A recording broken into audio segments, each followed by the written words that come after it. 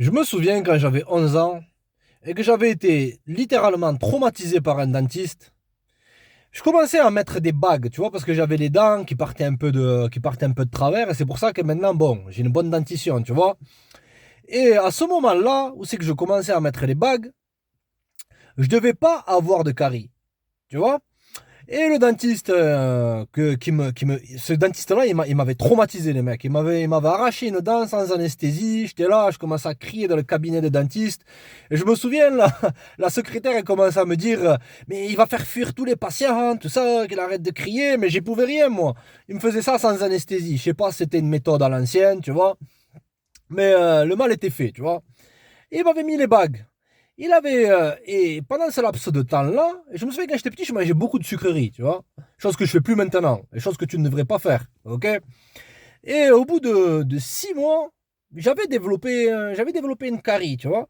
Et petit à petit, elle se creusait, tu vois. Je commençais à sentir que lorsque j'appuyais là, tu vois, il y avait du pu, toutes ces histoires-là. Et je devais pas avoir cette carie-là. Tu comprends?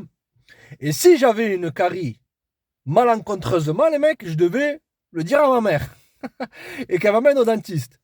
Et moi, pendant peut-être 2 3 mois, je me souviens, c'était atroce. J'avais des douleurs, je prenais en cachette, je me souviens plus, oui, j'avais 11, 12 ans, je prenais du paracétamol, tout ça, pour masquer cette douleur-là, qui me prenait toute la mâchoire, littéralement, les mecs. Pourquoi je te parle de ça? C'est pas là pour donner un cours de dentiste, gros.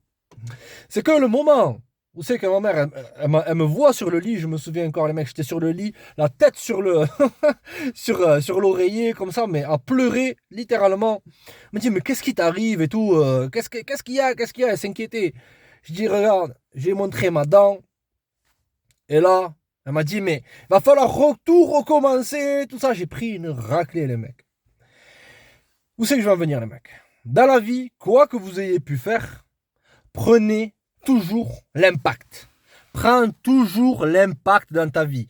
Que tu aies fait n'importe quelle connerie, que ça soit avec la justice, que ça soit avec n'importe quel autre truc, j'en sais rien, moi, t'as fait un truc à ton voisin, et t'es là en train de masquer un petit mensonge par un gros mensonge.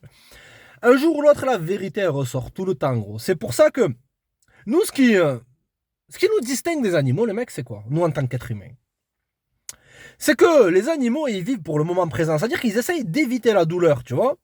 Tandis que nous, les hommes, au lieu de vivre dans le moment présent, on veut toujours extrapoler ça dans l'avenir. Tu comprends? Mais on essaye toujours d'éviter cette douleur-là. Ce qui va te distinguer des animaux, qui va faire de toi un homme avec un grand H, ou même si tu es une gonzesse, une femme avec un grand F, d'accord? C'est le fait que tu prennes la responsabilité de tes actions et que tu prennes l'impact. Prenez l'impact, les gars. Laisse cette chose-là partir. N'essaye pas de mettre la poussière sous les meubles ou sous le tapis, parce qu'un jour ou l'autre, il va y avoir une tempête, gros, et cette poussière-là, elle va te revenir sur la tronche. Comme ce jour-là où c'est que pendant tout ce laps de temps, j'ai souffert, alors que j'aurais pu simplement aller au dentiste, il m'aurait fait un petit pansement, tac, il aurait pas fait toute cette procédure pour me remettre les bagues, etc., et toutes ces histoires-là, faire un truc complexe.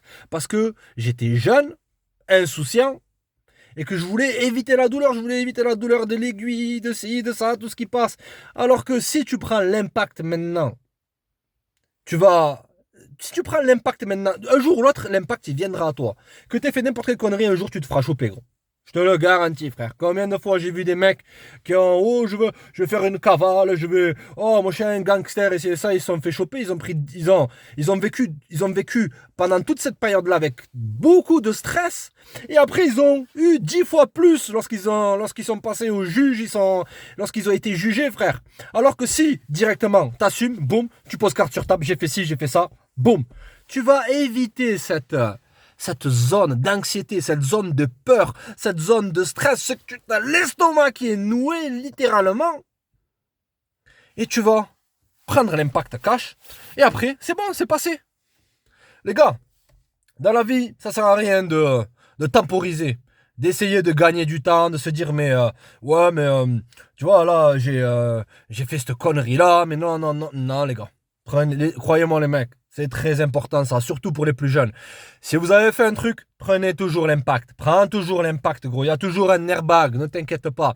Vivre dans cette zone, et je me souviens, j'ai fait des conneries dans ma vie, gros. Ok, d'accord. Rien de grave, t'inquiète pas. Ok, je suis pas Kevin Chico éclaté à avoir fait tout un tas de... Mais comme tout le monde, les mecs, on a tous fait des conneries. Je me souviens de ces moments-là, où c'est que j'étais dans des zones de stress, c'est que je voulais pas me faire prendre, j'étais là à surpenser, à suranalyser, et même des fois avoir des pensées noires, dire mais comment je vais me faire pour me sortir de ça? Alors que si, directement, j'aurais pris j'aurais pris mes houilles avec mes deux mains, et que j'aurais pris l'impact, boum, la situation, elle serait déjà passée, frère. Donc les mecs, c'est une courte vidéo pour vous dire les gars, prenez toujours l'impact dans la vie. Ce qui va te faire grandir en tant que gars, en tant que mec, c'est pas de rester dans cette zone d'anxiété. Pas penser que t'es le plus grand gangster de tous les temps, que t'es là, oh mais j'ai des ascenseurs émotionnels, toutes ces histoires-là. Ces choses-là vont te faire décrépir, vont te faire stresser à vue d'œil.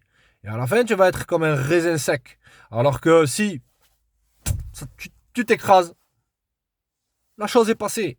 Les mecs, prenez toujours l'impact dans la vie.